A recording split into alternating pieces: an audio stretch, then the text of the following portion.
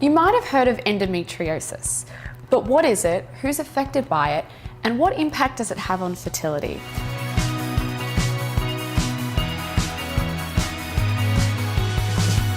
So David, can you start off by telling us exactly what endometriosis is? Look, endometriosis is a disease that commonly affects young women premenopausally.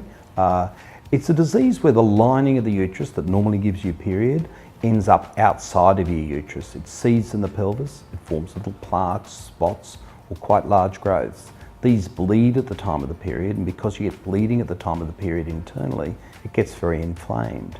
The inflammation in the blood causes pain. It causes scarring in the pelvis and can eventually lead to infertility. It's a very uncomfortable condition.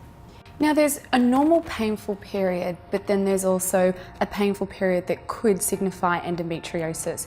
How do we know the difference? Period pain that you've had ever since you're a kid is less likely to be disease-based.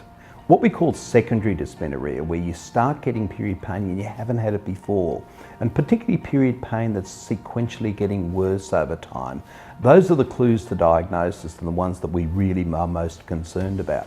But then there are other symptoms as well: pain with intercourse, bowel motion disturbance around the time of your period, pelvic pain when you're not getting a period, particularly at the time of ovulation. That mid-cycle pain is commonly caused by endometriosis. Plus, often you're generally a bit debilitated and run down because of the inflammatory nature of the disease.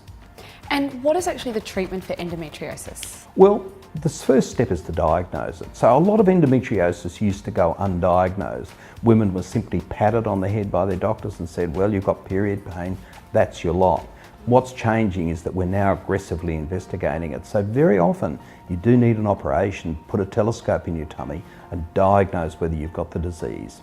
The best management for any significant level of endometriosis is surgical. You cut the lesions out. That often has a dramatic effect on pain and a dramatic effect on improving fertility. Also, hormonal medications like the oral contraceptive pill are very helpful, particularly in taking the periods away and therefore also reducing the period pain. You've mentioned fertility a bit, but what are the impacts of endometriosis on fertility? It depends on the severity of the endometriosis. So the end point of very severe endometriosis is a very scarred, very damaged pelvis, often with big cysts growing the ovaries that are sequentially destroyed. These patients nearly always end up on the IVF program to get pregnant. Lesser levels of endometriosis have clearly been associated with lower pregnancy rates, both natural pregnancy rates at home on your bed and also pregnancy rates when you come for treatment. Now, if somebody wants to know more, where do you suggest that they go? Well, there's some good information on the web, and the best thing is to see your GP to get some preliminary information and then go to a gynecologist who understands endometriosis, but is also competent to do the endometriosis surgery. Endometriosis surgery, particularly at more advanced levels, is considered really quite difficult surgery. So you should really search out a specialist who both understands the disease and is competent to do the operations.